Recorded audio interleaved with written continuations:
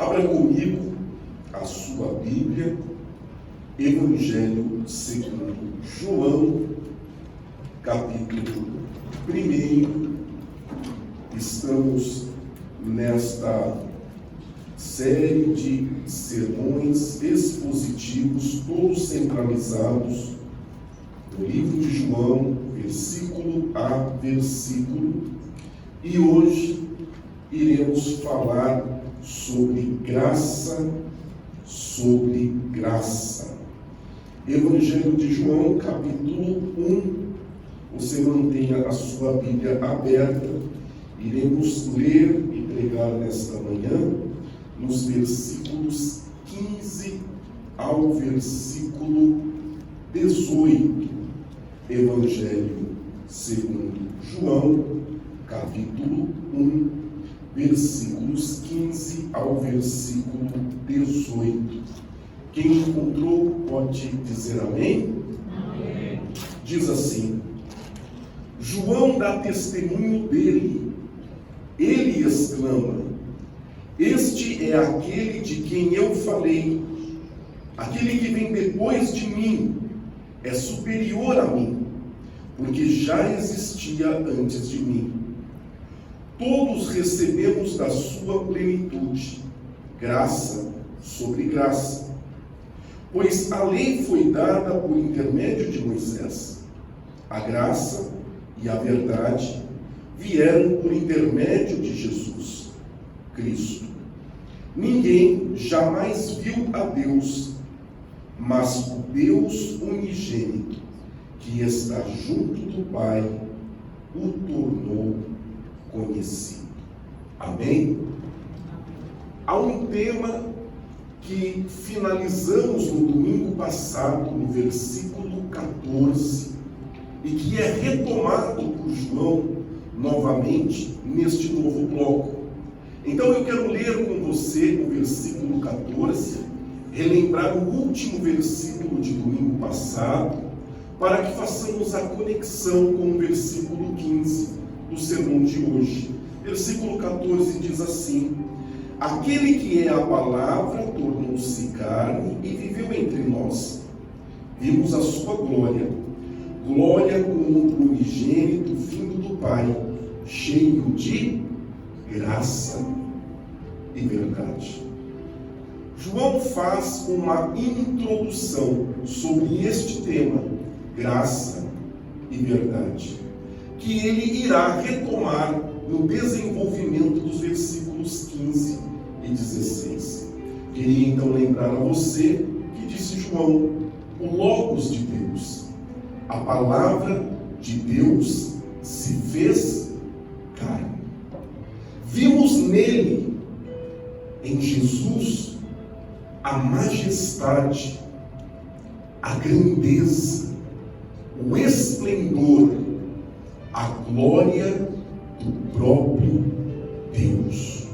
E esta glória, esta majestade, este esplendor que vimos no Cristo, se revelou em graça e em verdade. João está, portanto, descrevendo Jesus, não apenas como Filho de Deus, mas como o próprio Deus, que revelou em sua vida e ministério a graça e a verdade do próprio Deus. É, portanto, dentro desta linguagem que João invocará a autoridade profética que repousava sobre João Batista. Perceba, versículo 14, ele diz: Nós vimos a sua glória, como a glória do unigênito do Pai, cheio de graça e verdade. Agora ele lança a mão da autoridade profética de João Batista, no versículo 15, que inicia o sermão de hoje, dizendo: João dá testemunho dele. Ele exclama: Este é aquele de quem falei, aquele que vem depois de mim e é superior a mim, porque já existia antes de mim. João Batista, mais precisamente em Mateus 3, descreverá o seu ministério de acordo com as palavras de Isaías 40. Porém, isso nós iremos falar no domingo que vem, porque no domingo que vem, quando nós iniciarmos o versículo 19, o versículo 19 começará com o testemunho de João Batista. Então, para que nós não percamos tempo descrevendo toda a importância profética de João Batista hoje, e repetir domingo que vem novamente, eu vou fazer apenas uma introdução sobre a importância de João Batista. Não vou entrar em Isaías 40, a qual ele personifica como profeta, porque faremos isso no próximo domingo. Mas apenas para que faça sentido a sua leitura, por que João, o apóstolo, lançaria a mão do testemunho de João, o Batista? A razão está, e eu quero que você abra comigo a sua Bíblia, em Mateus capítulo 3, versículos 1 ao versículo 6. Mateus capítulo 3, versículos 1 e 6. A razão pela qual João apóstolo lança a mão do testemunho de João Batista está por estas razões. Mateus 3, de 1 a 6. Naqueles dias surgiu João Batista, pregando no deserto da Judéia. Ele dizia: arrependam-se, porque o reino dos céus está próximo. Este é aquele que foi anunciado pelo profeta Isaías. Está em Isaías 40. Voz do que clama no deserto: preparem o caminho para o Senhor, façam veredas retas para ele. As roupas de João eram feitas de pelos de camelo, e ele usava um cinto de couro na cintura. O seu alimento era gafanhotos e mel silvestre. A ele vinha gente de Jerusalém, de toda a Judéia e de toda a região ao redor do Jordão, confessando os seus pecados, eram batizados por ele no rio Jordão. João, portanto, era uma pessoa extremamente conhecida. Seja de Jerusalém, a Judéia, toda a região do sul de Israel, como pessoas que vinham da além do Jordão, fora dos limites de Israel. Todos vinham para ouvir João Batista pregar. João Batista, que personificava entre eles, e é o que nós falaremos no domingo que vem, a palavra de Isaías capítulo 40. Isaías 40, que iremos falar no próximo domingo, é uma profecia do advento do Messias, do Cristo, do Salvador. E João, apregoando no deserto, dizia ser ele esta voz que clama, aquele a quem Deus escolheu para preparar o caminho para o advento do Cristo. Não é à toa que será ele que batizará Jesus. Jesus o escolherá e se deixará ser batizado por João Batista. João Batista, portanto, é um profeta extremamente respeitado e reverenciado nos dias de Jesus. Esta é a razão pela qual João, o apóstolo, diz que não só eles que caminhavam com Jesus viram a majestade, o esplendor, a glória do próprio Deus na pessoa de Cristo, mas o próprio João Batista dele testemunhava. O próprio João Batista se colocava como cumprimento das profecias de Isaías 40, aquele que prepararia o caminho do seu Senhor. Em um testemunho de João Batista dizia que Jesus, o filho de José e Maria, era aquele a quem ele estava pregando, que era antes dele, que era superior a ele, e que existia antes que ele existisse. toda esta aparente confusão de terminologias, né? Vem depois de mim, é superior a mim, existia antes de mim. Tudo isso, João, só quer dizer uma coisa: Jesus não começa no ventre de Maria. Jesus era o Deus presente antes da criação do mundo. João está fazendo alusão ao versículo 1 do capítulo 1 do seu Evangelho. No princípio era a palavra estava com Deus, a palavra era o próprio Deus. Versículo 2, ele estava com Deus no princípio. Versículo 3, todas as coisas foram feitas por ele, e sem ele nada do que foi feito se fez. João então testemunha desta verdade, de que Jesus, seu primo, filho de Maria, primo da sua mãe Isabel, não é apenas o Jesus de Nazaré, mas é acerca dele a quem Deus enviou para apregoar o evangelho da salvação, o arrependimento dos pecados, a purificação, o batismo. Era ele que era antes de João, que existia antes de João, que era maior do que João. João, portanto, ele traz as primeiras bases de um culto cristão.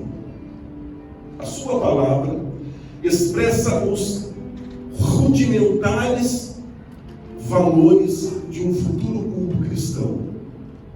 Jesus precisa ter primazia em todo e qualquer culto. Eu vou ler para você como está. Eu acabei de ler na Nova Versão Internacional, tradução da Nova Versão Internacional, ele diz aqui, superior a mim.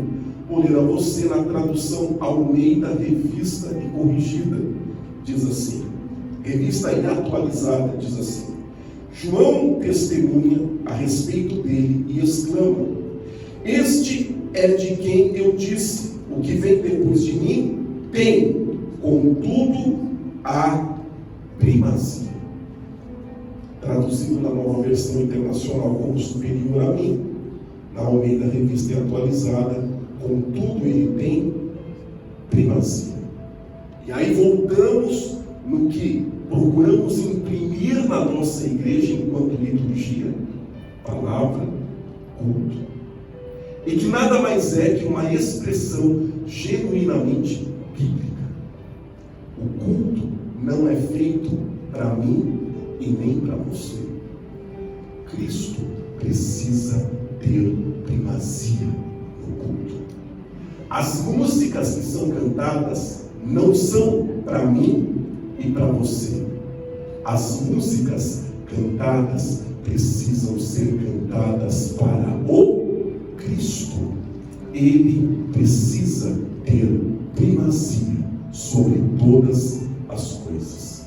A palavra pregada não é pensada em você ou nas nossas necessidades. A palavra pregada precisa ser a palavra revelada na Bíblia Sagrada, segundo a vontade de Deus.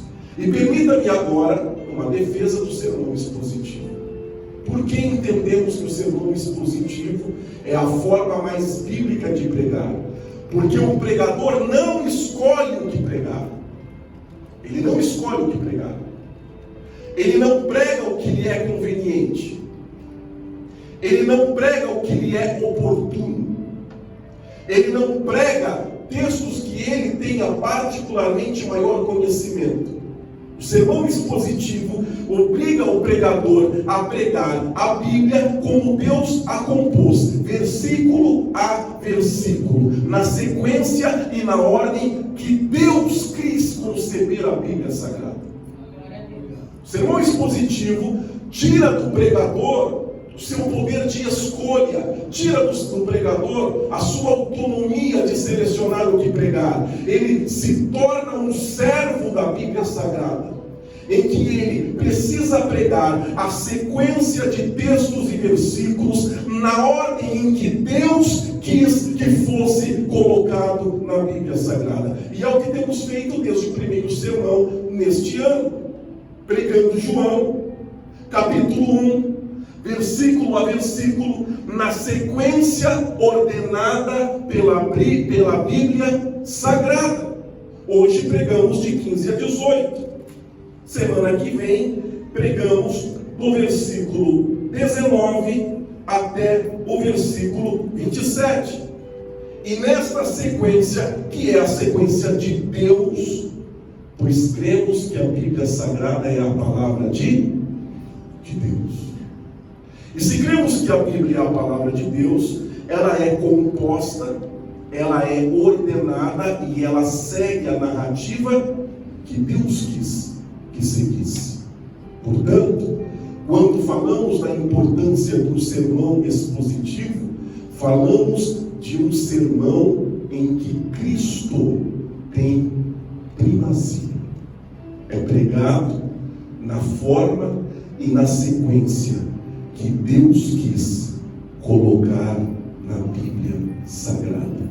Portanto, pregar um sermão expositivo é ter a alegria de saber que você, como pregador, é servo da Bíblia Sagrada. Não prega o que você quer, não prega o que você gosta, não prega o que é oportuno pregar, não prega o que as pessoas querem ouvir. Você prega o que diz a Bíblia. E Deus sempre falará, porque não há forma maior pela qual Deus fale que não seja a Bíblia Sagrada. Amém? Nós precisamos amadurecer isso. Deus quis assim. Deus não quis deixar um conjunto de canções que o revelassem. Deus quis deixar um conjunto de escrituras, de textos que o revelassem. Foi esta a escolha de Deus. Deus não quis que visões, que profecias o revelassem.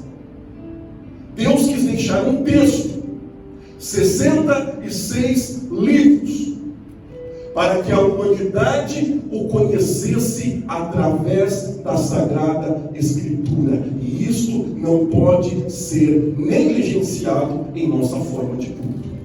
Isso não pode ser negligenciado. Não é, e aproveitando a oportunidade, não é por mero conservadorismo. Culto, irmão, volto a dizer, não é do jeito que você quer fazer. Culto tem que ser feito da forma que está descrito na Bíblia. Deus disse como Ele quer ser cultuado. Deus disse como Ele quer ser cultuado. E não pode suprimir de um culto as orações, porque elas estão descritas na Bíblia como forma de culto. Não podem ser suprimidas da Bíblia Sagrada a pregação, porque ela está descrita na Bíblia Sagrada como uma forma de culto. Não pode ser suprimida da Bíblia o que Paulo chamou de salmodiar, cânticos espirituais, porque estão descritos na Bíblia como elementos fundamentais de um culto. Como um culto não pode sofrer ao bel prazer do homem novos contextos e novas inserções que Deus não quis escolhê-las na Bíblia. Há coisas que é muito bonito em um evento de arte, em um evento cultural, mas não cabe na liturgia do culto. E por que não cabe na liturgia? Porque tudo que Deus quis, Ele revelou na Bíblia Sagrada. Sempre falamos aqui na igreja, Gálatas, capítulo 1, versículo 8. Ainda que desça um anjo do céu, trazendo outro evangelho que vá além deste pregado, vocês devem considerá-lo o quê? Abominação. Está além da Bíblia. Esta forma de culto não está descrito na Bíblia. Esta forma de celebrar a Deus não está descrito na Bíblia. Está além do Evangelho. Então considere a abominação. Isto quer dizer Cristo com primazia no culto. Não canta as músicas que você quer ou que eu quero. Não é a forma de culto que eu quero e que você quer. A gente não insere no meio do culto que você acha legal ou bacana. Você é servo da Bíblia Sagrada. Você obedece à revelação de Deus. E você cultua a Deus segundo a Bíblia. Paulo vai chamar este culto cristocêntrico e bíblico, em Romanos 12, de culto com entendimento. Rogo-vos, pois, irmãos, pela compaixão de Deus, que apresenteis os vossos corpos em sacrifício vivo, santo e agradável a Deus. Não é para você. Você se doa, você se entrega, você é servo da Escritura Sagrada e você o cultua segundo a primazia do Cristo. Por isso que a figura minha e sua dentro de um culto não é daquele que vai ser servido, mas daquele que vai ser oferecido em sacrifício vivo, santo e agradável a Deus. Versículo 2: e não vos amoldeis segundo o mundo.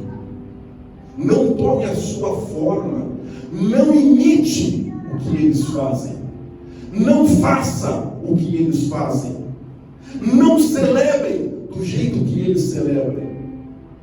Não vos amoldeis ao mundo, mas transformai-vos pela renovação do vosso entendimento, que é o vosso culto racional. Amém? Isso é muito claro na Bíblia Sagrada. Ótimo! Você viu lá num evento cultural, viu numa reunião social, viu num clube, legal. Não serve para o culto.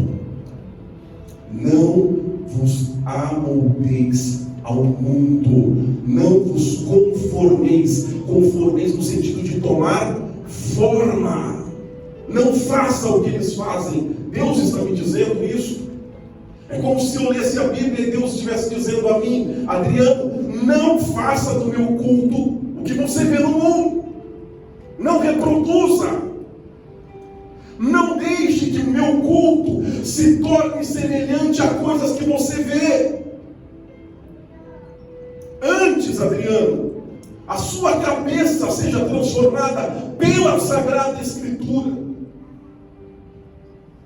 Que você me cultue da forma que está escrito na Bíblia Sagrada. Por isso, irmãos, na nossa igreja não tem e não vai ter determinados elementos presentes em muitos cultos que são gritantemente extra-bíblicos. Você não tem na Bíblia. Alguém achou bonito numa apresentação, alguém achou bonito num evento cultural, alguém achou bonito num evento associativo, recreativo. Achou bonito, muda o tema, coloca um tema da Bíblia e insere para dentro da igreja. Não pode. Não pode. Há uma advertência bíblica clara: não vos conformeis com o mundo, não tome forma, não imite, não reproduza. João Batista vem antes do batismo do próprio Cristo me ensinar o que é ser cristão, dizendo: ele precisa ter primazia. Ele precisa ter primazia. Tem que ser do jeito dele, da forma dele, do jeito que ele descreve como quer que seja feito a ele. E aí fica o nosso grande risco de grandes exemplos na Bíblia. Nem todo sacrifício e nem toda oferta oferecida a Deus será recebida. A gente ainda vai fazer, depois de João e Romanos, sermão expositivo, versículo a versículo. Talvez o terceiro livro que a gente faça é o livro de Malaquias. É um grande empobrecimento bíblico reduzir Malaquias a dízimo. Isso é uma grande pobreza de leitura. O livro de Malaquias é um livro riquíssimo, de uma profunda exortação de Deus contra o seu povo na forma que o cultuava. A mensagem central de Malaquias é a advertência de Deus ao povo quanto à forma de culto que estava sendo oferecido a ele. Deus será contundente em Malaquias, Deus será explícito, Deus será exortativo, admoestador em Malaquias, para disciplinar o povo a cultuá-lo segundo a Sagrada Escritura, a remover todos os elementos de culto que não estavam presentes na Sagrada Escritura. E Deus terá uma palavra pesada, e você pode ler na sua casa o livro de Malaquias. Você verá todas as exortações de Deus quanto à forma de culto que eles estavam oferecendo. E é isso que eu quero chamar a sua atenção. Irmãos, eles estavam fazendo sacrifícios a quem? A Deus, não ao diabo. Eles estavam fazendo ofertas a quem? A Deus, não ao diabo. Eles estavam celebrando a quem? A Deus nas suas festas, não ao diabo. E por que Deus então levanta Malaquias como um profeta para exortá-los de maneira pesada sobre o culto? Porque não era assim que Deus lhes havia dito para que fizesse. Então, a gente não cultua do jeito que a gente quer. A gente cultua de acordo com aquilo que foi ensinado na Bíblia Sagrada. Então, talvez o terceiro livro do nosso sermão expositivo seja sobre o livro de Malaquias, para o nosso crescimento, para o nosso amadurecimento como igreja, para que vejamos na Bíblia um Deus descontente, um povo que cultua Ele, mas não cultua da forma que Ele descreveu que deva ser feito. Porque todas as vezes que um culto é feito de acordo com a minha criatividade, sem qualquer obediência à Bíblia Sagrada, não é Cristo que tem a primazia naquilo que é feito, mas é a minha vontade, o meu desejo, o que me agrada, o que eu acho bonito, o que eu acho agradável, o que eu acho pertinente. Mas o culto não é meu, o culto não é seu, o culto é para Jesus Cristo, o nosso Senhor. Amém? E João então vem me mostrar, e João então vem nos ensinar, dizendo que Cristo precisa ter primazia. João capítulo 1, versículo 16. Próximo versículo diz: todos recebemos da sua plenitude, graça sobre graça.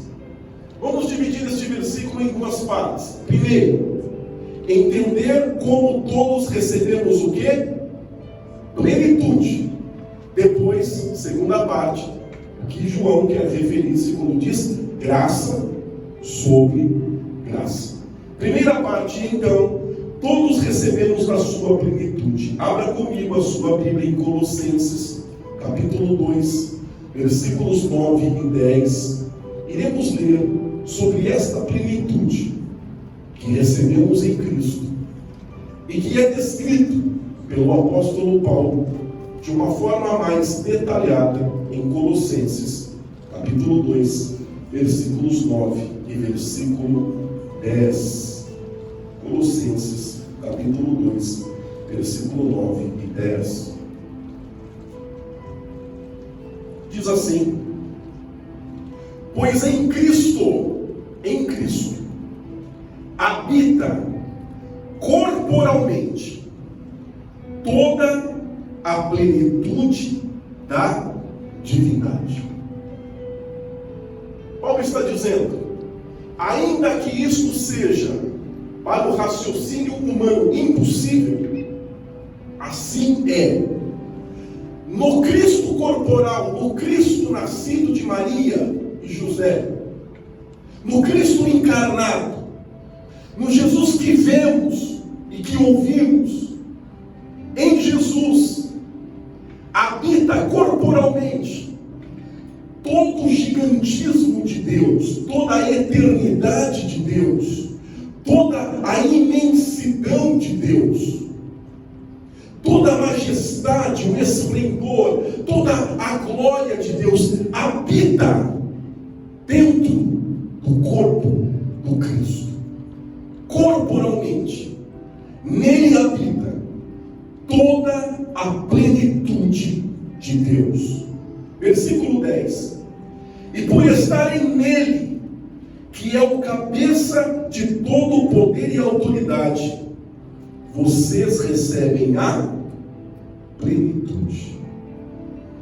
Anexando ao que João dizia, todos recebemos da sua plenitude, é compreender que viver em Cristo não é viver parcialmente em Deus.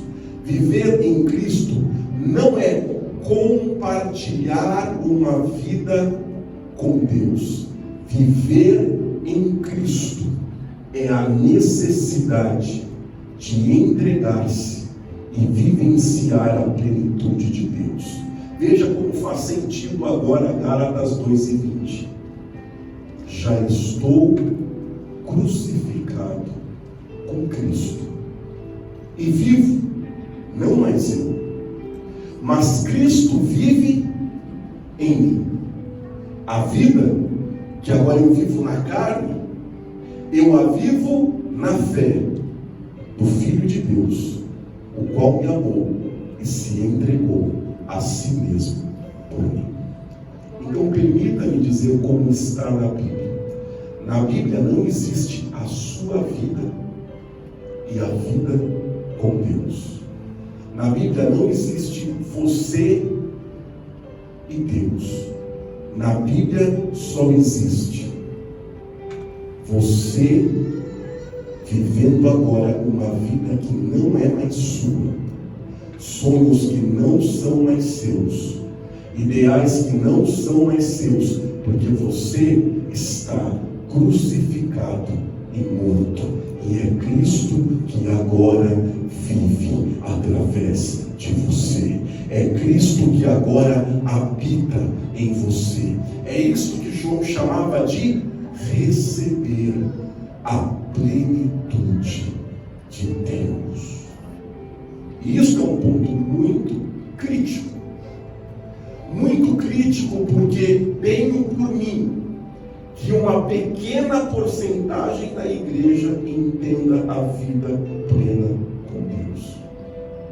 Tenho por mim, ao longo de 20 anos de pastorado, de milhares de aconselhamentos, de ver nitidamente pessoas que pensam que a vida dela e que Deus é um elemento que a ajuda a viver, que a vida é ela quem decide e que Deus é apenas um auxiliador no momento que eles precisam. É por isso que tanta gente vive na igreja sem conhecer a Deus.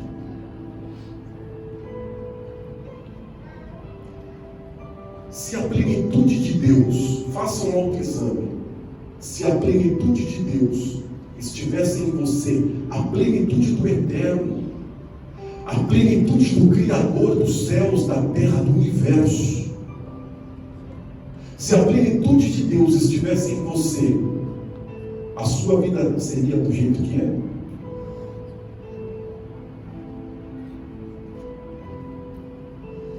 Será que a sua vida seria do jeito que é se a plenitude de Deus habitasse em você? E suas dúvidas? Deus duvidaria como você? E suas incertezas? Deus estaria talvez perdido como você? Mas a Bíblia diz que a vida com Cristo é receber a sua plenitude. E de uma maneira simples, tal, Paulo explica: ora, se a plenitude de Deus habita no Cristo e eu estou no Cristo, eu vivencio então a plenitude de Deus que está nele. E as minhas insatisfações? E os meus vazios? As minhas inquietudes? Resultam de uma vida que ainda precisa estar cheia do Cristo. Amém? Há vazios os quais a plenitude do Cristo não preencheu. Há lacunas, inquietudes, aflições, angústias, desesperos, de afetos, de sentimentos dos quais Cristo não compartilhou, não faz parte. E isto me exorta dizendo: a vida poderia ser muito melhor do que é se estivéssemos cheios da plenitude do Cristo. Não estaríamos perdidos.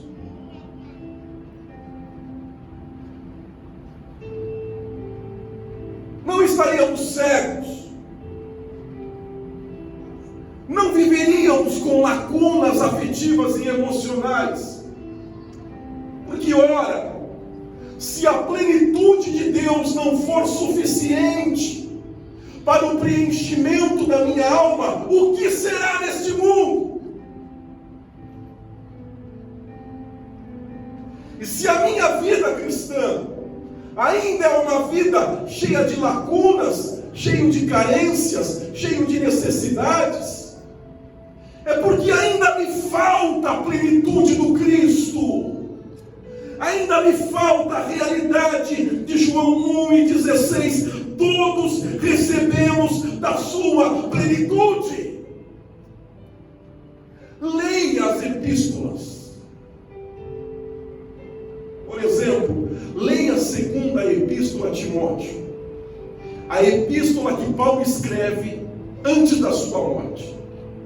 A epístola que Paulo escreve consciente de que vai morrer, sabendo que será executado.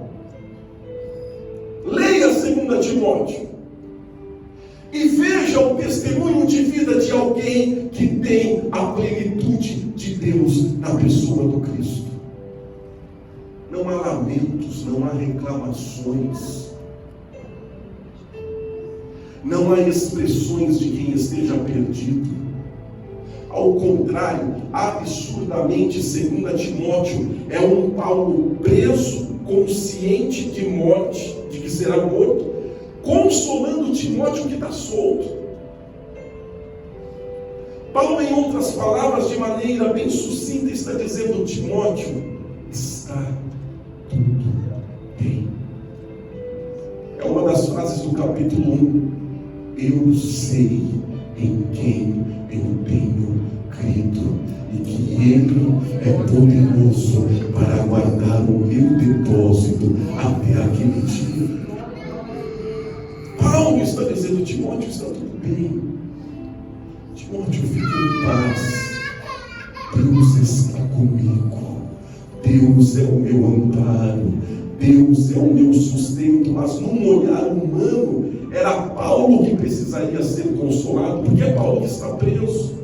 É Paulo que precisaria ser confortado, porque é Paulo que vai ser morto. E aqui os papéis se invertem na segunda epístola a Timóteo. Ele fica todo o tempo encorajando, motivando, consolando e confortando Timóteo, para que Timóteo não se abale, para que Timóteo não se aflija quando ele morrer, porque ele está plenamente em paz e cheio da graça de Deus. Isso é vida cristã. Vida cristã que se deu em um Paulo, que se deu em um João. João é idoso. está numa ilha prisional, submetido a trabalho escravo, em uma pedreira, na ilha de Patmos. Trabalho duro, pesado, para um homem que já tem mais de 80 anos de idade, no mínimo. João escreve o seu último livro, preso. Serviço pesado, homem idoso. Quando você lê o Apocalipse, você não vê João se lamentando, você não vê João murmurando, você não vê João procurando respostas ou caminhos do porquê Deus permitiu que ele estivesse idoso em uma ilha prisional, injustamente, vivendo com trabalhos forçados, trabalho escravo. Mas você tem em Apocalipse, já no capítulo 1, a expressão da majestade e da glória de Deus. Para Apocalipse 1, Cristo tem o cabelo branco como a branca lã, o seu rosto brilha como o sol, os seus olhos são como chamas de fogo, há em sua cintura um cinto de ouro, vestes, pés como latão reluzente, e na sua coxa está escrito: Rei dos Reis e Senhor dos Senhores. Dizia João: sai da sua boca uma espada afiada de 2 gumes, para ferir a todas as nações e expressar a grandeza da sua glória. É isso que João está vendo. Esta grandeza que João está vendo. Está preso, idoso, trabalho duro, escravo, em uma pedreira, mas os olhos de João estão fascinados pela glória. E por que isso acontece? Porque recebeu, como ele testemunhou no seu evangelho, todos recebemos a sua plenitude. Você pode ter 20 anos de igreja, 30 anos, nascido na igreja. Se a sua vida cristã ainda é aos solavancos, se a sua vida cristã vai de freio de mão puxado, tropeçando, caindo e levantando, não importa o tempo de igreja, ainda te falta plenitude do Cristo na vida. Ainda te falta. Não importa se é pastor, se está sentado no púlpito, se é presbítero, missionário, não importa. Jesus me disse em Mateus 7, nos disse: pelo fruto conhecereis a árvore. Uma árvore plena do Cristo produzirá fruto do Espírito Santo. Gálatas 5:20. Produzirá amor, produzirá paz, produzirá alegria, produzirá benignidade, longanimidade, produzirá fidelidade, produzirá autodomínio, produzirá amor e misericórdia para a glória de Deus. O fato de não viver não significa que não existe. Se você perguntou nas suas orações: Deus, por que minha vida é assim? Deus, por que eu passo isso e aquilo? Deus está te respondendo nesta manhã. Sabe por que é assim? Te falta a plenitude do Cristo. Sabe por que você tem a sensação de correr e não sair do lugar? Te falta a plenitude do Cristo. Eu deixei na Bíblia Sagrada pessoas que viveram situações piores do que você, mas estavam plenamente felizes pela graça e misericórdia de Deus. Gente que foi presa, açoitada, gente que foi martirizada, mas que testemunham com fé e amor a grandeza e a misericórdia do Senhor. E volto a lhe dizer, não é um João e um Paulo. Ao longo da história cristã, nos 3 primeiros séculos, há centenas de testemunhos, centenas, de milhares de cristãos.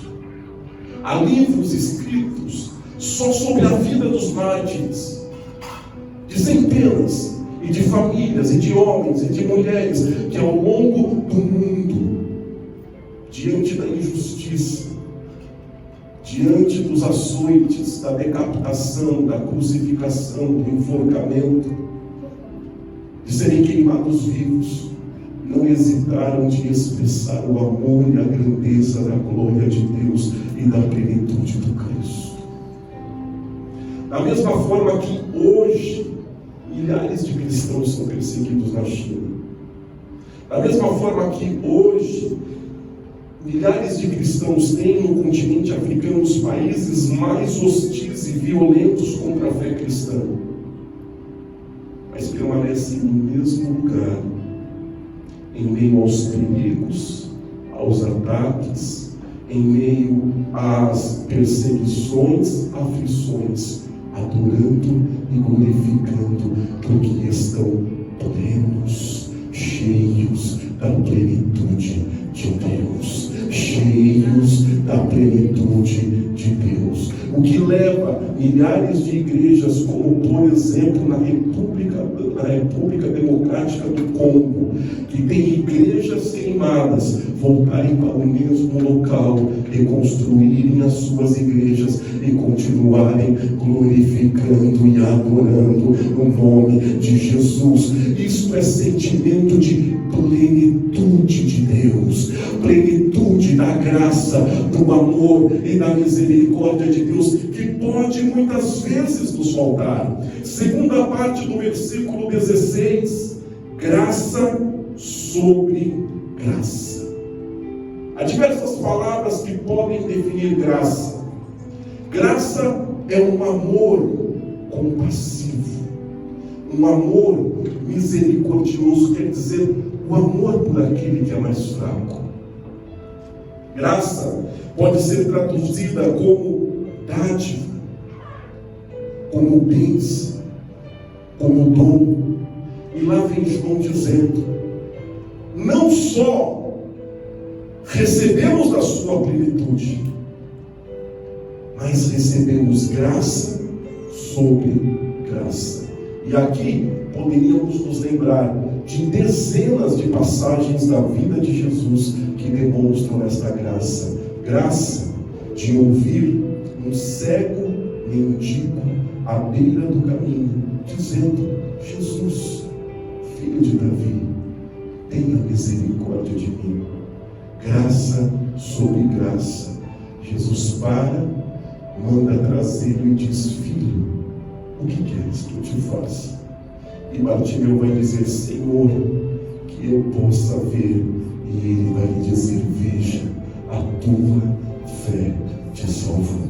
É neste mesmo contexto que uma mulher com fluxo de sangue, uma hemorragia uterina que por mais de 12 anos assolava a sua saúde, já tinha vendido todos os seus bens e nada tinha conseguido, disse: se eu ao menos tocar na orla dos seus vestidos, eu sei, a graça sobre graça, eu serei curada. E quando ela toca, Jesus para e diz: quem me tocou?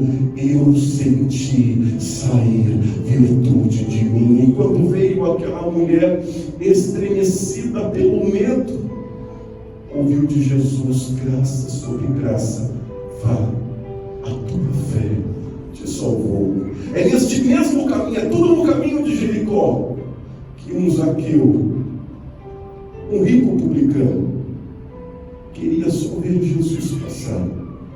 Subiu numa figueira, porque era um homem de pequena estatura, e queria ver Jesus passar no caminho, mas foi surpreendido quando Jesus parou, olhou para a figueira e disse: desce, porque eu vou hoje pousar na tua casa.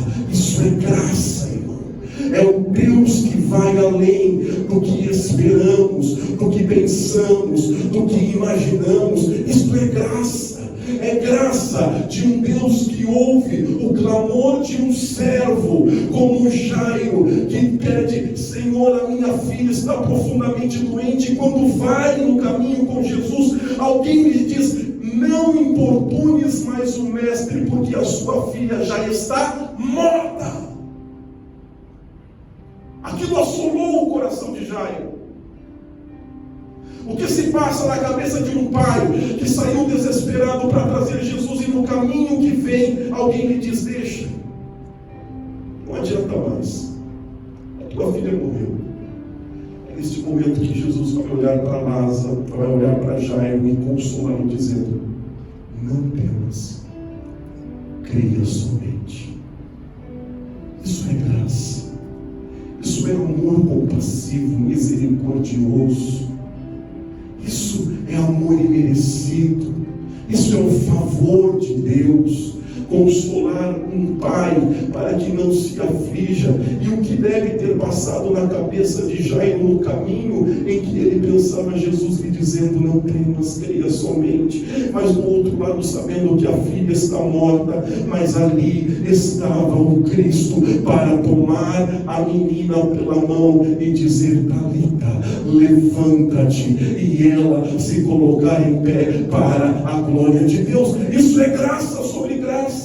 E João está dizendo: não só recebemos da sua plenitude, mas experimentamos todos os dias e todos os momentos, nas perseguições, nas angústias, nas aflições, nas intempéries desta vida, nas tempestades. Experimentamos graça sobre graça. Um Deus que nos abraça, que nos acolhe, que nos traz para si e se faz por pura misericórdia. Como viver vazio diante de um Deus assim? Como viver perdido diante de um Deus assim? Pleno de graça sobre graça, de misericórdia sobre misericórdia, que acolhe, que cura, que liberta, que traz vida onde não há vida. Versículo 17. Pois a lei foi dada por intermédio de Moisés. Isso é importante salientar. Aqui João faz uma afirmação de composição, não de negação. A lei, a norma, o mandamento foi dado por Moisés, mas complementando a antiga aliança, sem rupturas, complementando a antiga aliança, sem cisões, da forma em que Gálatas 3:27 escreve: assim a lei foi o nosso tutor até Cristo, para que fôssemos justificados pela fé. Tutor era aquele que era responsável na casa por cuidar da criança, por cuidar do ensino da criança, para ter os cuidados no cotidiano da criança. Então Moisés, a Gálatas estava dizendo: a antiga aliança é esse tutor, é este que cuida, que orienta, que mostra a direção. A lei foi dada por Moisés, a graça e a verdade vieram por intermédio de Jesus. A lei aponta a direção, e em Cristo temos o Cristo revelado. Esta verdade, graça e verdade, significa um amor misericordioso que pode ser experimentado, pode ser vivenciado.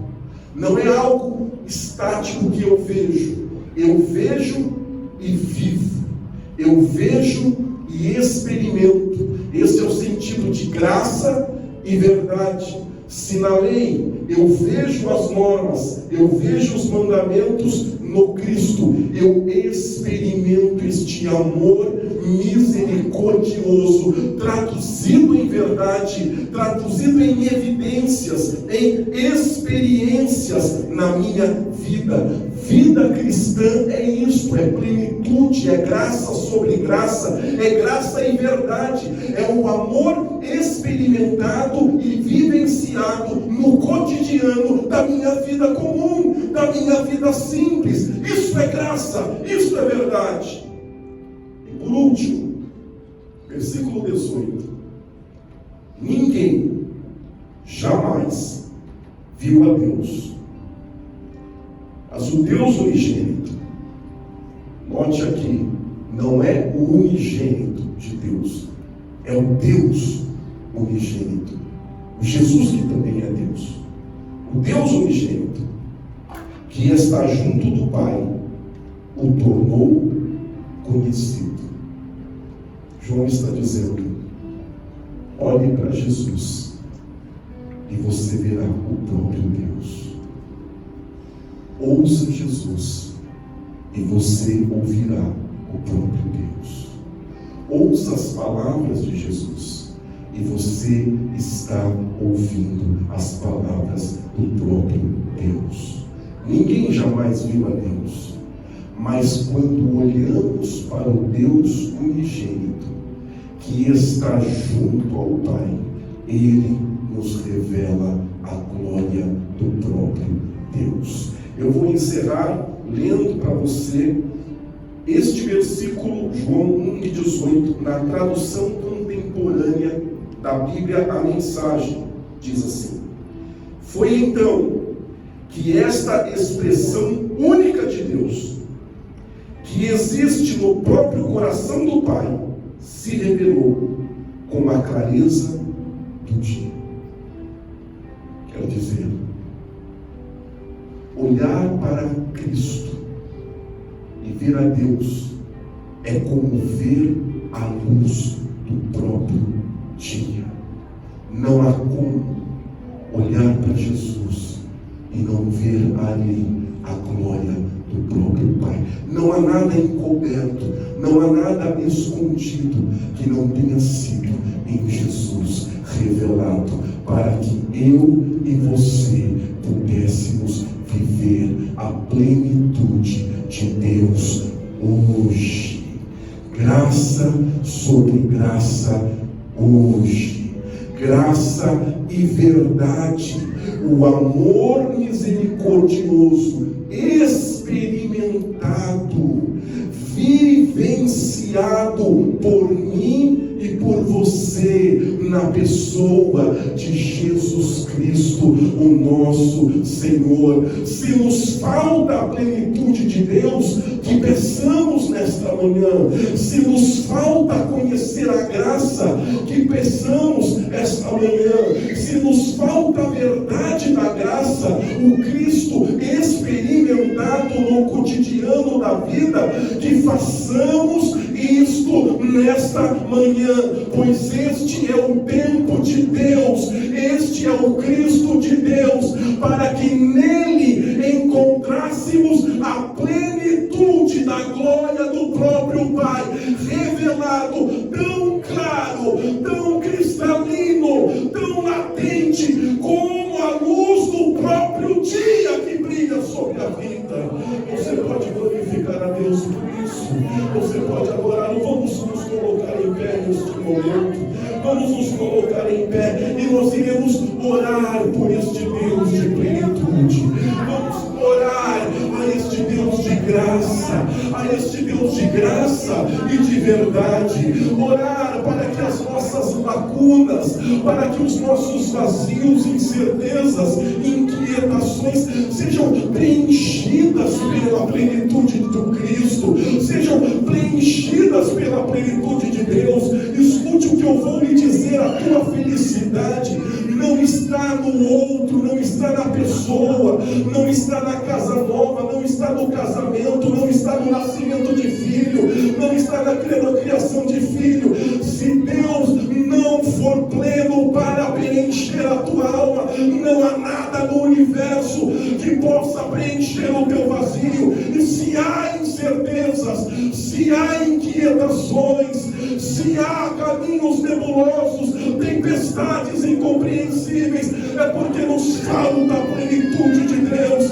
a plenitude que pode ser experimentada de graça sobre graça, o amor misericordioso de graça e verdade, agora é experimentado na vida, experimentado no trabalho, experimentado na família, experimentado nos relacionamentos, na convivência da igreja, no cotidiano da vida comum.